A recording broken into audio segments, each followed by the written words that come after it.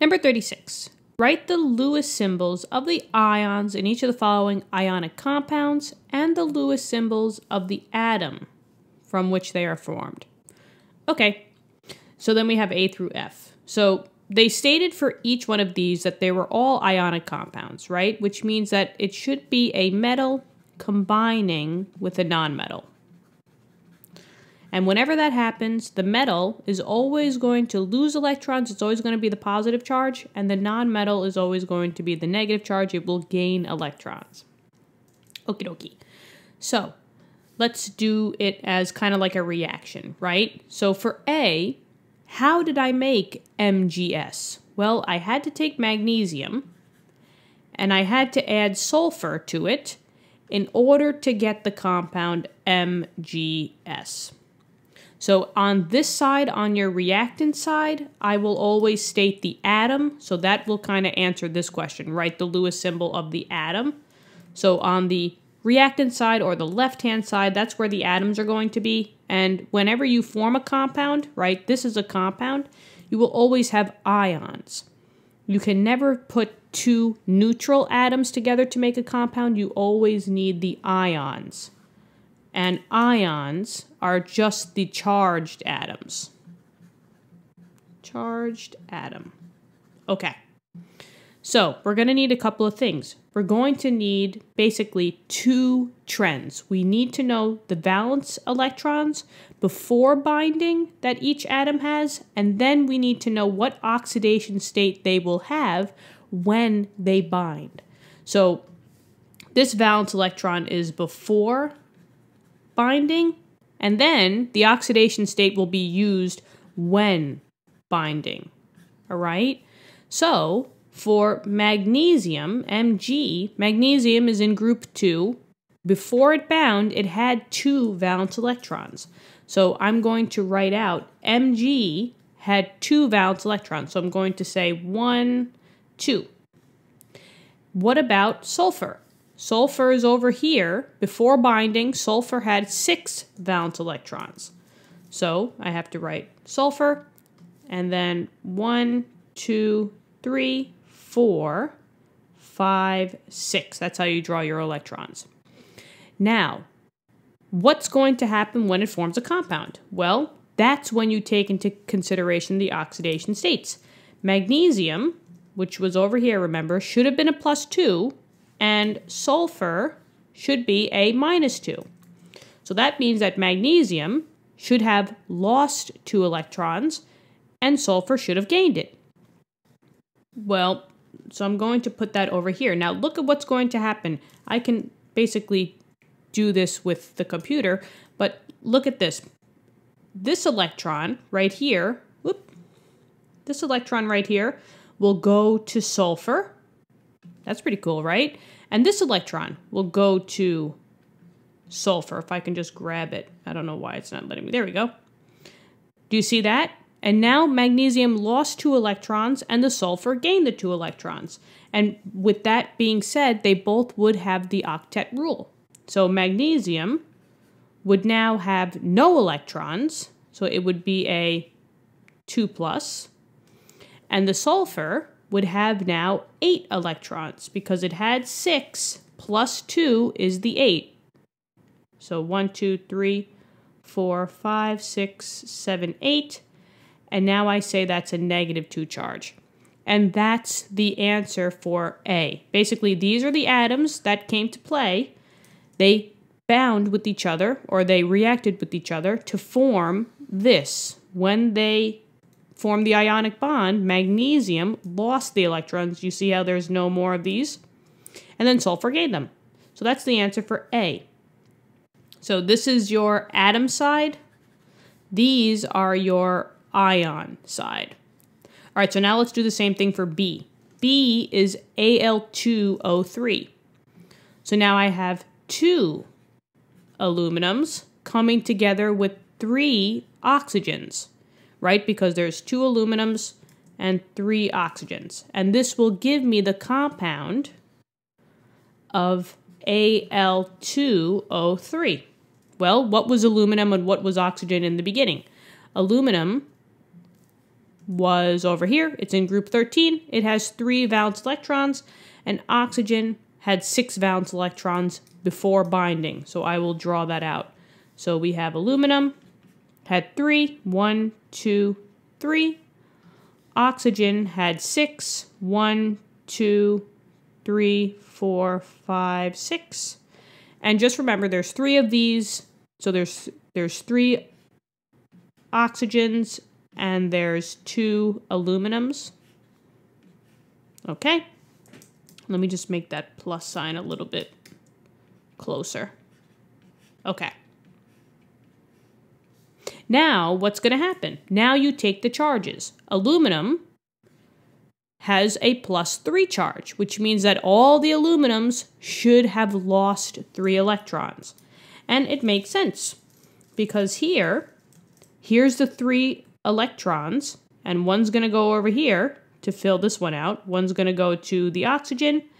And remember, you have multiple of these. So by doing that, all of the oxygens are going to get filled with the octet rule. So I'm going to say that all aluminum would have a 3+ charge, because that's in group 13. And there are 2 of them. I'm just following suit by what it says over here. And then the oxygen would have the octet, because each oxygen wants to gain 2. It had 6, so 6 + 2 is 8. Each oxygen should have 8 electrons. So I'm just going to go 1, 2, 3, 4, 5, 6, 7, 8. And then bracket that off. That's a -2 charge, and there's 3 of them. And as you can see here, if we multiply the charges by how many there are, total charge for all the aluminums would be a +6. Total charge for all of the oxygens would be a -6. And that's how compounds, especially ionic compounds, they're all neutral, because the charges will cancel out by how many they have. Okay, next, let's go up here. I might have to start erasing, but we'll see. So C, GaCl3. So that means that I had to have gallium come together with 3 chlorines, and together they make GaCl3. So gallium was just like aluminum. Gallium's in group 13. So it had 3 valence electrons in the beginning. Chlorine has 7 valence electrons in the beginning. So that's how you would draw your atoms. So I have gallium, 1, 2, 3. And there's 3 chlorines. So I'm just going to put 3 of these. 1, 2, 3, 4, 5, 6, 7.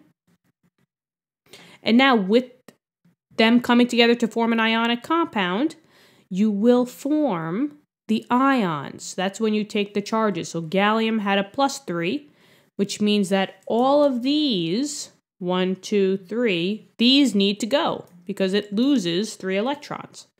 So gallium was a +3, chlorine, each chlorine was a -1, because chlorine's right here, it's a -1 charge. So, going based off of this, you need to lose the 3 electrons. So I'll just put that in parentheses, or brackets. And then, for each chlorine, you just needed 1 more electron to form that octet rule. So Cl would now have 8 electrons. 1, 2, 3, 4, 5, 6, 7, 8. And you have 3 chlorine, so I'm just going to put the 3 there, and it's a -1. Ooh, and this should be a +3. And if you've noticed, the same thing happens. There's +3, there's only 1 gallium, so this is a +3. And there's 3 chlorines, but each have a -1, so that's a -3. And that's how the compound balances out. So this one's done. So we're done with these. Now for D. K2O. Okay, so we took 2 potassiums and we added it to 1 oxygen to form K2O. Each potassium and each oxygen, let's see, each potassium is in group 1, right? So So that's 1 valence electron, and oxygen has the 6 valence electrons. So I'm just going to write those out. So each potassium has 1, and there's 2 of them. And each oxygen has 6, so 1, 2, 3, 4, 5, 6. And now I'm going to make the compound. That's when you take the charges. So potassium has a +1 charge, which means that all the potassiums should have lost 1 electron. And all the oxygens have a -2 charge, which means that they all should gain 2 electrons.